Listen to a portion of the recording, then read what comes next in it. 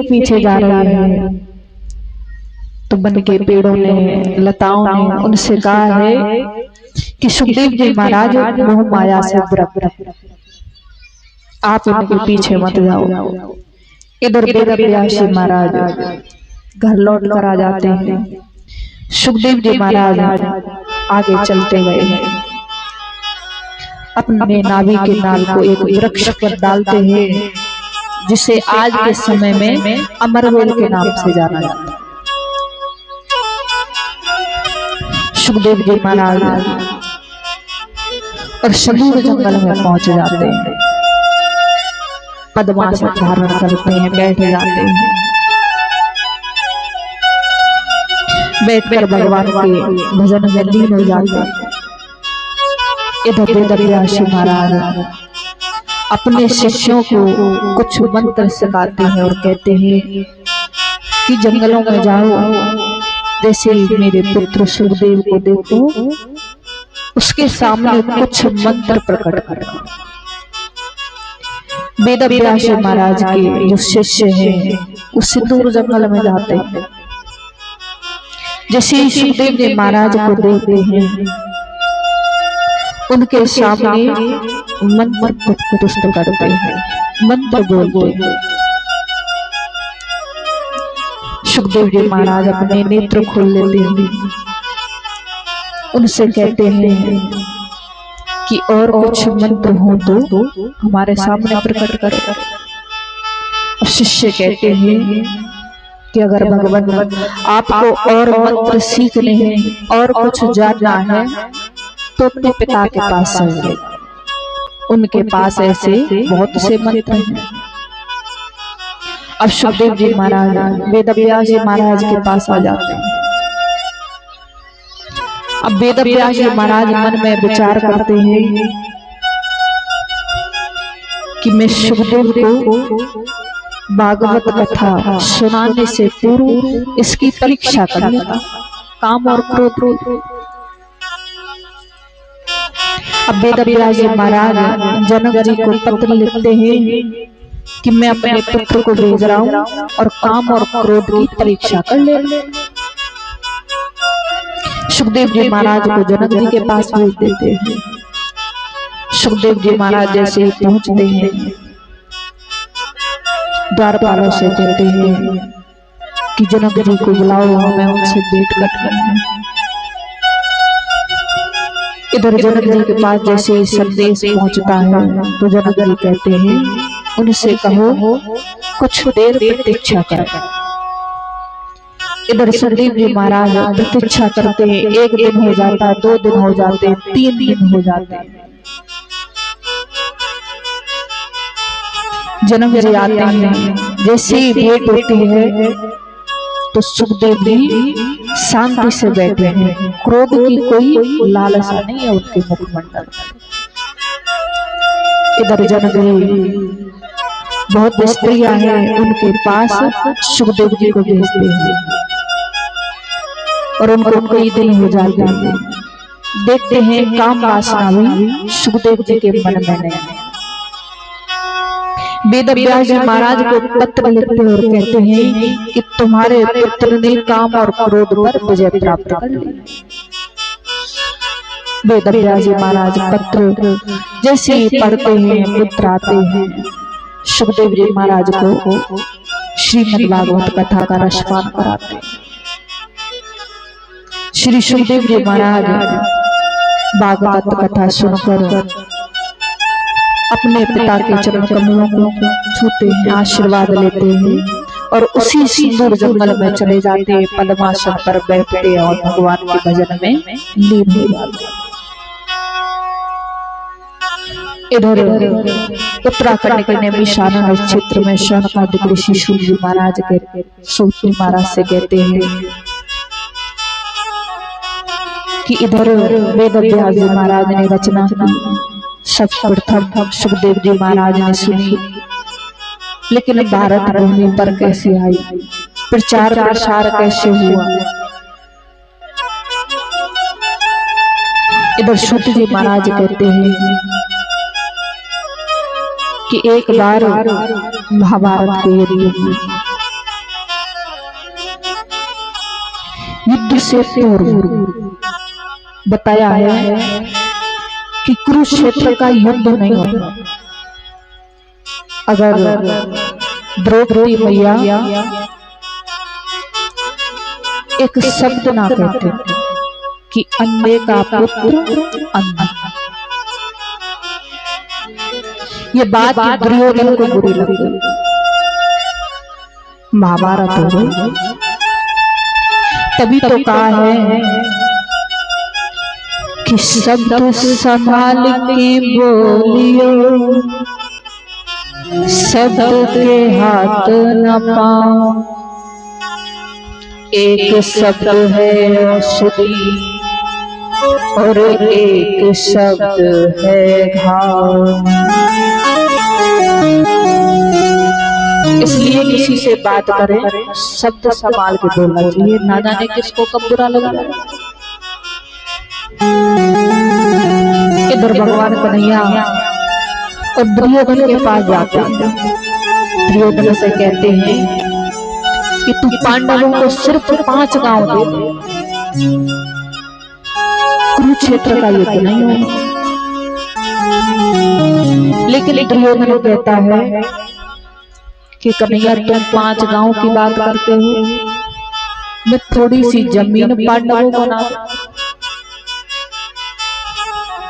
इधर जैसे ही कन्हैया जाने वाले होते हैं दुर्योधन कहता है कि इस समय आप नहीं जाए, मेरे यहाँ 56 प्रकार के भोग बने हैं, भोजन करो उसके बाद चले जाओ।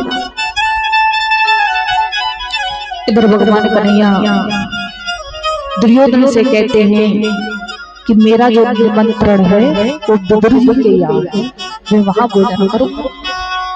जैसे विदुर जी इस बात को सुनते हैं दौड़ते हुए अपने आश्रम में जाते हैं।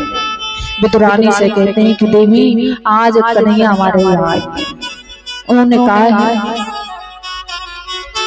मैं सामान लेकर आता हूँ, जब कन्हैया आए तो उनको बिठाना, जलपान करा। अब जैसे विदुर जी चले जाते हैं, कन्हैया आते हैं, विदुरानी जैसे मुखमंडल के दर्शन करते हैं तो वो पागल सी हो जाती। कभी चौकी पर बैठाती तो उल्टा कर देती, कभी सीधा कर देती। अंत में कन्हैया को और उल्टी चौकी पर बैठा दी। जलपान कराया है, घर में केले रखे थे, विदुरानी केले लाती है और ठाकुर जी को केले खिला रही है।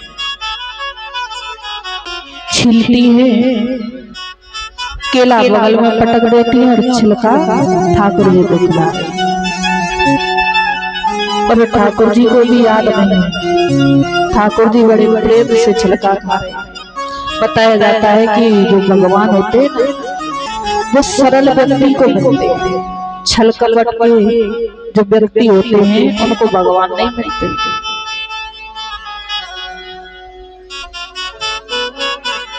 अब कई मैया कहती है अरे साफ सफाई रहा करो, जब भगवान मिलेंगे ऐसे पूजा किया करो ऐसे।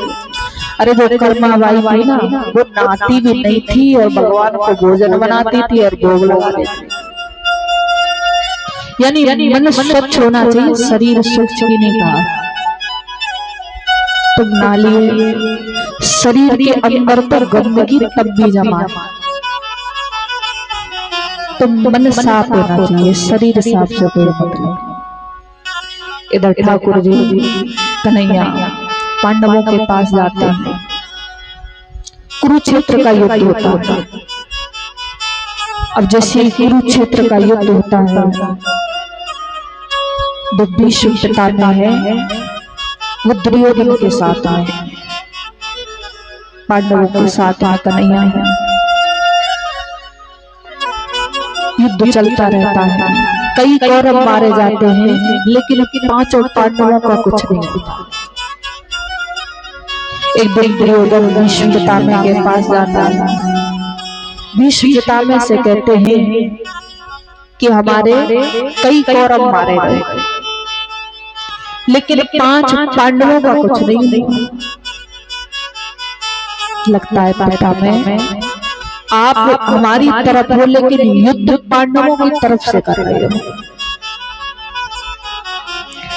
अब भीष्म पिता में कहते हैं कि दुर्योधन, मैं आज प्रतिज्ञा करता हूँ, आज कोई ना कोई पांडव जरूर मारा जाए। अब जैसी ये बात कन्हैया तक पहुंचती है, ठाकुर जी द्रौपदी से कहते हैं कि भीष्म पितामह के कक्ष में जाओ और उनके चरणों को स्पर्श करो। उस समय जब द्रौपदी माता कक्ष में जा रही है, उस समय भीष्म पितामह और लेटे हुए हैं और अपनी आंखों के ऊपर अपना हाथ रखा हुआ है। जैसे ही माता द्रौपदी कक्ष में जाती है, पितामह समझ जाते हैं कोई स्त्री आई है,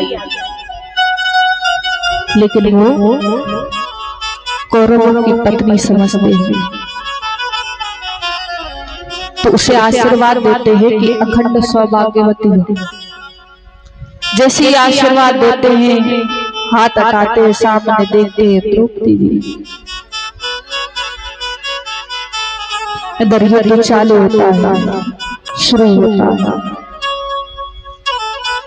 भीष्म पितामह तीरों के सैया पर लेटे हैं। इधर युद्ध दूर होता है, पांडवों की विजय होती है,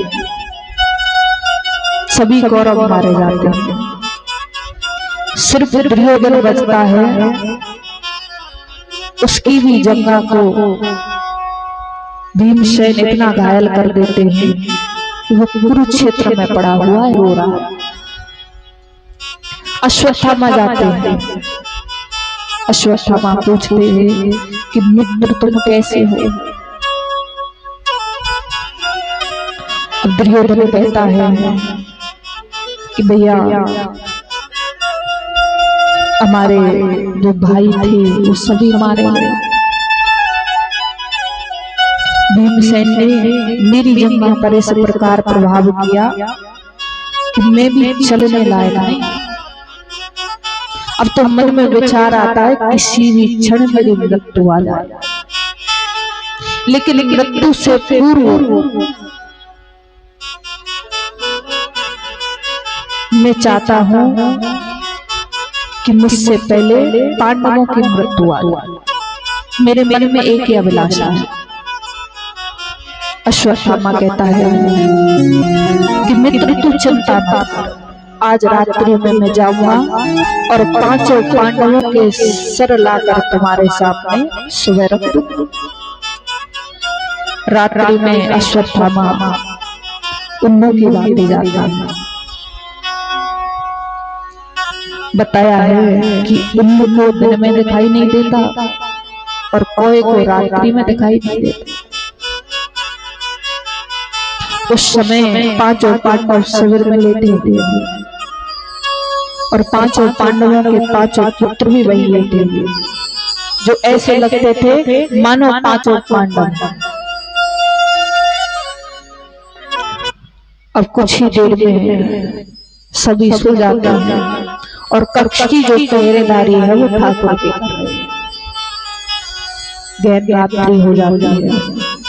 अर्जुन की जैसे ही निद्रा खुलती है, सामने देखते हैं कि ठाकुर जी पहरेदारी कर रहे हैं।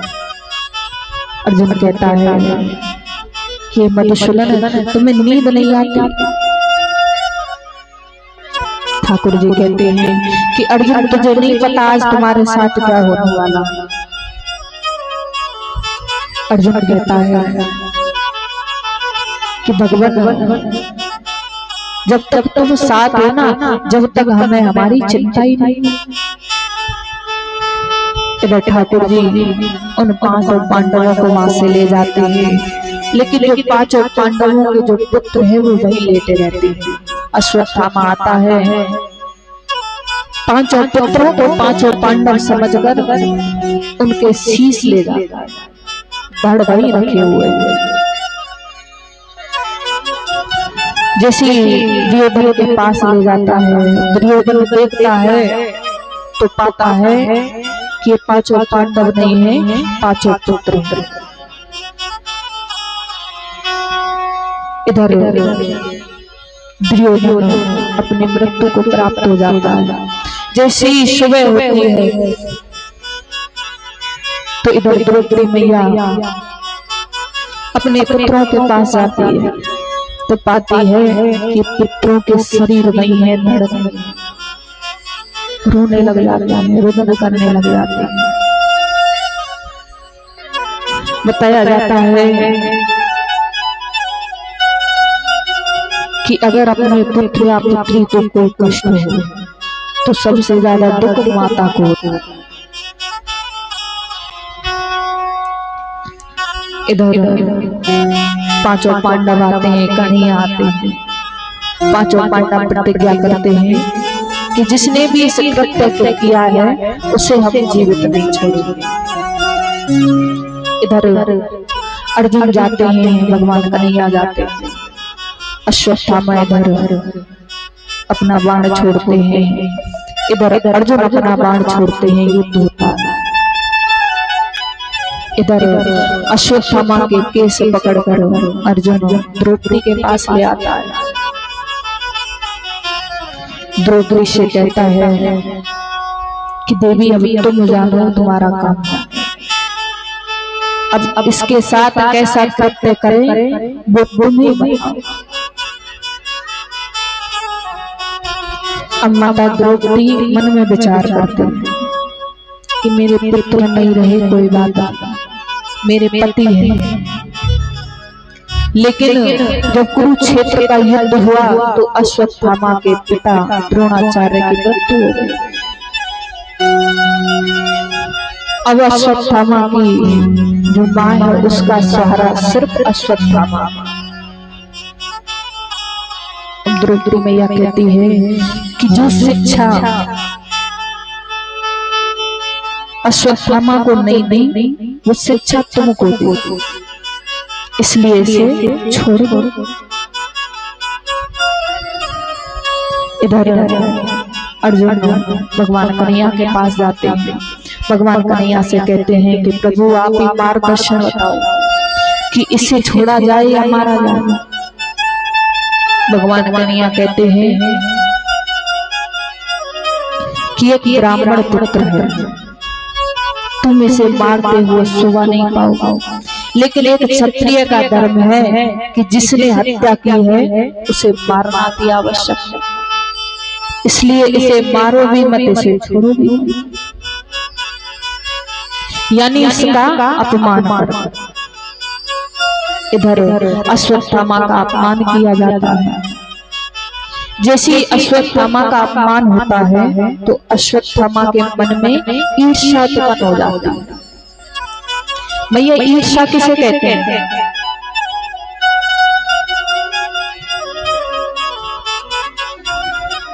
ईर्ष्या किसे कहते हैं? भैया तुम्हें मोड़े मुंह देखने लग जाए।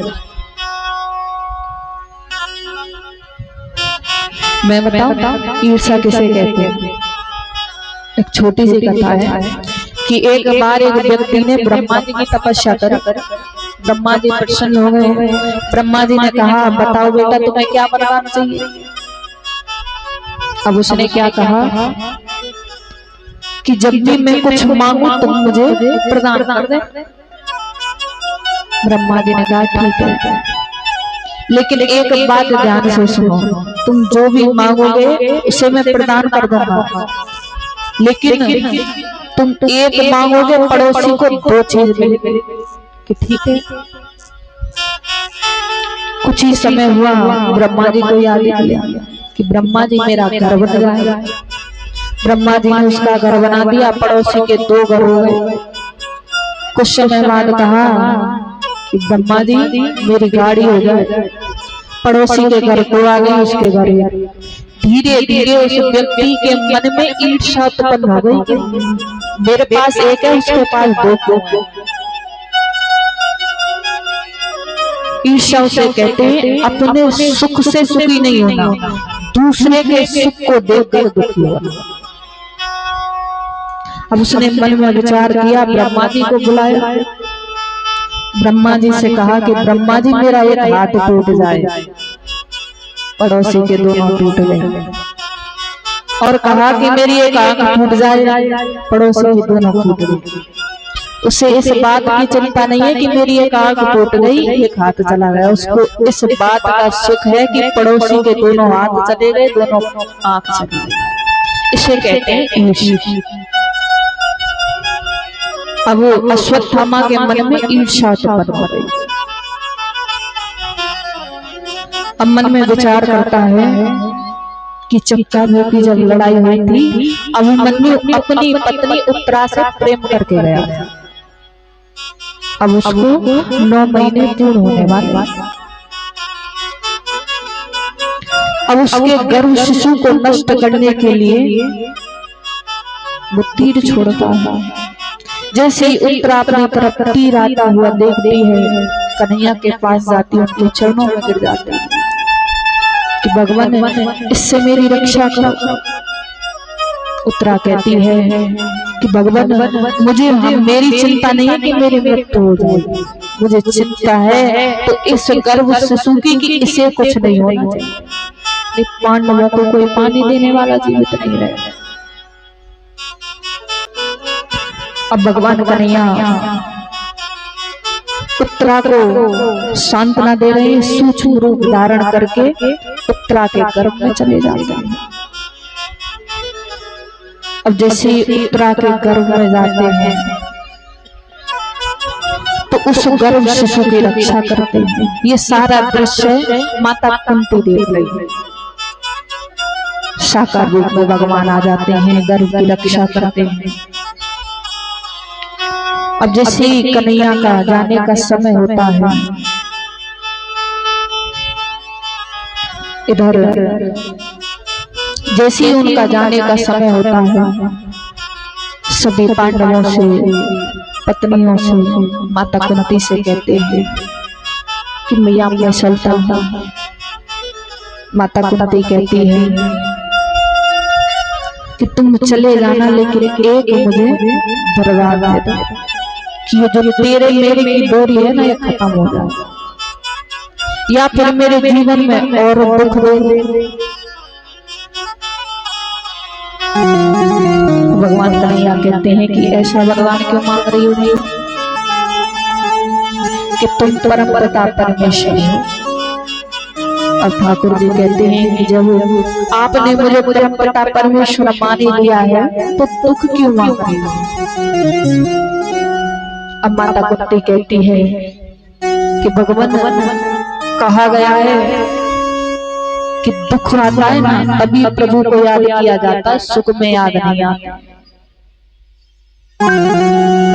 बताया भी है कि दुख में सुमिरन सब करे और सुख में करे ना कोई, और जो सुख में सुमिरन करे तो दुख पाएगा। अगर सुख में उस परमात्मा को याद कर लेंगे तो दुख नहीं आएगा, लेकिन दुख आता है तो परमात्मा को याद करते हैं, पूजा पाठ करते हैं, और सुख रहता है तो काम में व्यस्त रहते हैं या चुगली में व्यस्त रहेंगे, लेकिन परमात्मा याद नहीं करेंगे। तो इधर सभी कुछ ना कुछ मांगते हैं। भगवान कन्हैया एवं मस्त यानी ऐसा ही हो ऐसा कहकर वहां से चले जाते हैं। कुछ समय बाद उत्तरा एक पुत्र को जन्म देती है। इधर ठाकुर जी कुर्ता टोपी लेकर आते हैं और उसका नामकरण संस्कार करते हैं। उस पुत्र का नाम राजा परीक्षित रखते हैं। अब राजा परीक्षित का जन्म हो जाता है। इधर राजा परीक्षित बड़े होने लगते हैं। एक दिन भगवान कन्हैया पांचों पांडवों से कहते हैं कि पांडवों अब कलयुग आने वाला है, और जब कलयुग आ जाएगा तो तुम शांति से राज्य नहीं कर पाओगे। पांचों पांडव कहते हैं तो भगवान आप ही बताओ हम क्या करें। कलयुग होता कैसे है, कलयुग दिखता कैसे है, लक्षण क्या है। हमें भी तो दिखाओ। भगवान कन्हैया हस्तिनापुर के जंगलों में ले जाते हैं, अर्जुन को अपने पास रखते हैं, चारों को चारों दिशाओं में भेज देते हैं कि देख कर आओ कलयुग के लक्षण क्या है। कुछ देर बाद चारों आते हैं, अपनी व्यथा सुनाते हैं, कहते हैं कि हमने देखा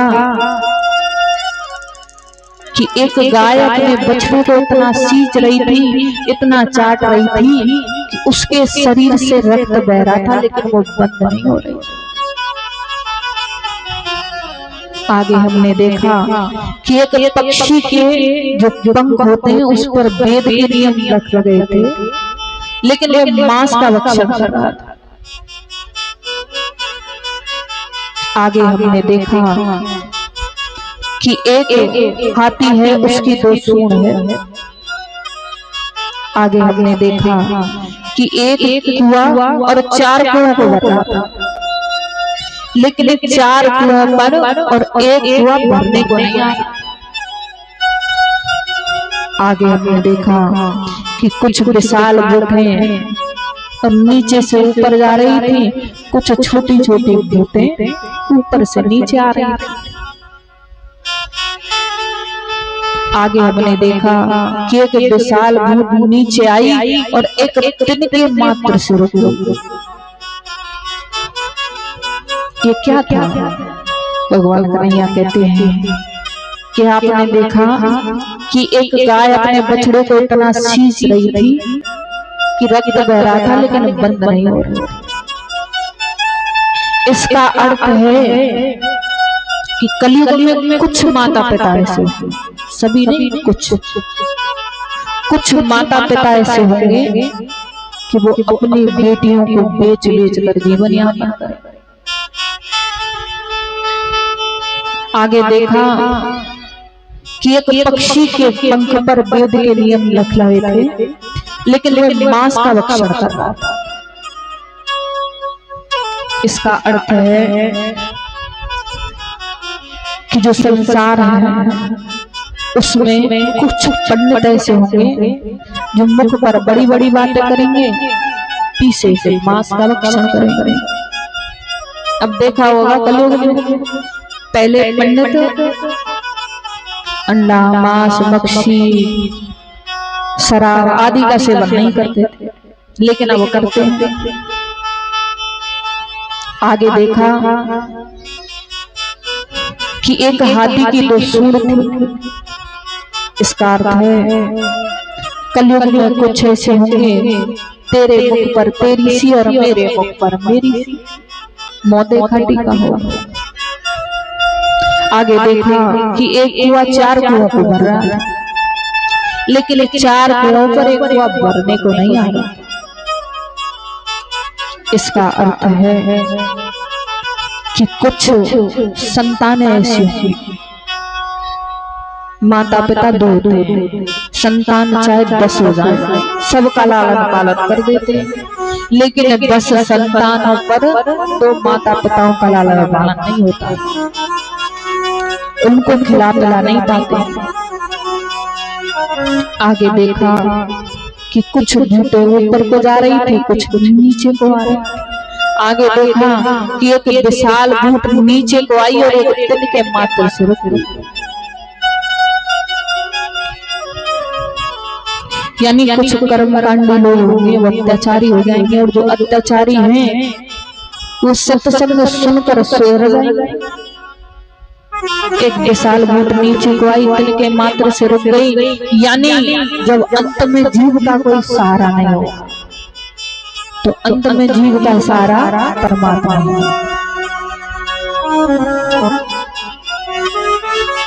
इधर 5 पांडवों से कहा कि अब तुम हिमालय की कोख में चले जाओ। इधर 5 पांडव राजा परीक्षित को राजगद्दी पर बिठाते हैं, सभी हिमालय की कोख में चले जाते हैं। इधर राजा परीक्षित राज सिंहासन संभालते हैं। अब राजा परीक्षित को राज सिंहासन संभालते संभालते कई वर्ष हो जाते, लेकिन राजा परीक्षित अपने राज्य को नहीं देखते हैं कि मेरी सीमा कहां से कहां तक है, मेरा राज्य कहां से कहां तक फैला हुआ है। अब तो एक दिन मन में विचार करते हैं, क्यों ना मैं देख कर आऊं कि मेरे राज्य की सीमा कहां से कहां तक फैली हुई है। इधर राजा परीक्षित राजसी वस्त्र धारण करते हैं, घोड़े पर सवार होते हैं और जंगलों की तरफ निकल जाते हैं। अब जैसे ही जंगलों की तरफ निकलते हैं, उस समय एक पुरुष है, वो एक गाय और बैल को प्रताड़ना दे रहा है। अब जैसे ही राजा परीक्षित उसके पास जाते हैं, देखते हैं कि मेरे राज्य में ये क्या हो रहा है। उस व्यक्ति से कहते हैं कि इस कार्य के लिए मैं तुझे मृत्युदंड दे सकता हूं। वो पुरुष कोई और नहीं है, वो पुरुष कलयुग है। इधर कलयुग मन में विचार करता है, ये इतना सत्यवादी राजा है, ये मुझे मार भी सकता है। अब कलयुग राजा परीक्षित के चरणों में गिर जाता है, क्षमा याचना मांगता है। अब राजा परीक्षित उसे क्षमा याचना कर देते और कहते हैं कि तुम मुझे राजा, मैं तुझे क्षमा तो कर दूंगा, लेकिन मेरे राज्य से निकल जा। इधर कलयुग कहता है कि भगवान मैं निकल तो जाऊं, लेकिन मेरा परिवार बहुत बड़ा है। और कलयुग के परिवारजन कौन कौन है? काम, क्रोध, मद, लोभ, अहंकार, ईर्ष्या। ये कलयुग के परिवारजन हैं। इधर राजा परीक्षित उस कलयुग के लिए कुछ स्थान दे देते कि जहाँ मदरा का पान होता हो, वहाँ तेरा व तेरे परिवारजनों का वास होगा। जहाँ गड़े का गमन होता हो, जहाँ धन लूटा जाता हो, जहाँ हक खाया जाता हो, जहाँ अत्याचार होता हो, वह तेरे व तेरे परिवारजनों का वास होगा। इधर जैसे कलयुग मन में विचार करता है कि स्थान तो सभी गंदे हैं, राजा परीक्षित से कहता है कि भगवान कोई अच्छा सा स्थान दे दो जहाँ मेरे परिवारजन और मैं सुरक्षित रह सकूं। या तो समय की गति मान लो, चाहे प्रभु की इच्छा मान लो। जो राजा परीक्षित के मुख से ऐसे वचन निकल गए। राजा परीक्षित कहते हैं कि जाके लोग सोने में भी तेरा वास हो। जिस चोरी के धन से, जिस झूठ के धन से सोना बनाया जाएगा, उसमें कलयुग का वास होगा। अब जब राजा परीक्षित राज्य से निकल कर आए थे ना, राज्य से वस्त्र धारण किए थे, उस समय राजकोष में गए, उसमें एक मुकुट रखा था और वो मुकुट जरासंध का था। और जरासंध एक अत्याचारी राजा था और उस मुकुट को धारण करके हस्तिनापुर के जंगलों में आ गया। अब जैसे ही कलयुग इस बात को सुनता है, सूक्ष्म रूप धारण करके उस मुकुट में प्रवेश कर जाता है। और मुकुट में प्रवेश करते ही राजा परीक्षित की बुद्धि को बिगाड़ने लग जाता है। राजा परीक्षित वहां से चले जाते हैं। जैसे ही कुछ दूरी पर जाते हैं, उन्हें प्यास लगती है और जैसे ही प्यास लगती है तो समिक ऋषि का आश्रम। उस समय समिक ऋषि भगवान की तपस्या में लीन। अब राजा परीक्षित जैसे ही पानी की पूछते हैं तो समिक ऋषि भगवान के भजन में लीन थे, सुनते नहीं। राजा परीक्षित को क्रोध आ जाता है, क्योंकि कलयुग ने बुद्धि बिगाड़ना शुरू कर दिया। पास में मरा सर्प डरा है, उसे उठाते हैं, सम्यक ऋषि के गले में डालते हैं और खुशी मनाते हुए वहां से चले जाते हैं। अभी महलों में नहीं पहुंचे, जब तक सम्यक ऋषि के पुत्र श्रृंगी ऋषि आ जाते हैं। श्रृंगी ऋषि जैसे ही अपने पिता के गले में मरा हुआ सर्प देखते हैं, आश्रम में जो बालक है उनसे पूछते हैं कि ये कृत्य किसने किया। वो बालक बताते हैं, अभी कुछ समय पहले राजा परीक्षित आए थे, उन्होंने इस कृत्य को किया है। श्रृंगी ऋषि हाथ में जल लेते हैं और कहते हैं कि जिस राजा ने इस कृत्य को किया है उसे राजा होने का बहुत घमंड है। उसने इस कृत्य को किया है, उसे 7 दिन में इसी सर्प का पूर्वज तक्षक आएगा और डसेगा और उसकी अधोगतियों में जाकर मृत्यु होगी। और अपने हाथ से जल जमीन पर छोड़ देते। जैसे इन वचनों को सम्यक ऋषि सुनते हैं, सम्यक ऋषि श्रृंगी ऋषि को बुलाते और कहते हैं कि अगर हम जंगलों में जीवित हैं तो राजा परीक्षित की वजह से, तो सत्यवादी राजा कोई कारणवश भूल हो गई या समय की गति मान लो उनसे एक कृत्य हो गया। अपने गौरमोर नाम के शिष्य को बुलाते हैं, उसको बताते हैं कि जाओ राजा परीक्षित के पास पहुंचो, उससे कहो कि 7 दिन में कोई भक्ति का मार्ग खोज ले जिससे अधोगतियों में ना जाए। श्रृंगी ऋषि ने श्राप दिया है, तक्षक सर्प आएगा, उन्हें डसेगा, उनकी अधोगतियों में जाकर मृत्यु हो। गौरमोर नाम का शिष्य वहां से निकल जाता है। इधर जैसे ही राजा परीक्षित हस्तिनापुर के जंगलों में पहुंचते हैं, पहुंचकर जैसे ही उस मुकुट को उतारते हैं, सारी बात याद करते हैं और मन में विचार करते हैं ये कृत्य मैंने कैसे कर दिया। एक ऋषि के गले में मरा हुआ सर्प डाल दिया। इधर जैसे ही गौरमोर नाम का शिष्य आता है, राजा परीक्षित को सारी बात बताता है कि श्रृंगी ऋषि ने श्राप दिया है, 7 दिन में तक्षक आएगा, डसेगा और मृत्यु होगी, तुम अधोगतियों में जाओ। राजा परीक्षित मन में विचार करते कि मुझे अधोगतियों में जाने का भय है, मरने का भय नहीं। मैं 7 दिन नहीं, मैं अब मर जाऊंगा, लेकिन अधोगतियों में ना। गौरमोर नाम का शिष्य वहां से चला जाता है। रात्रि होती है, अपनी पत्नी के पास गए, पत्नी से वार्तालाप कर रहे हैं। और राजा परीक्षित अपनी पत्नी से क्या कहते हैं कि देवी तुम्हें पता है तुम कितने दिन में मरोगी? मैया तुम्हें पता हो तुम कितने दिन में मरेंगी? अरे मेरे पूछ रही है, तुम्हें पता होगा तुम कितने दिन मरेंगी?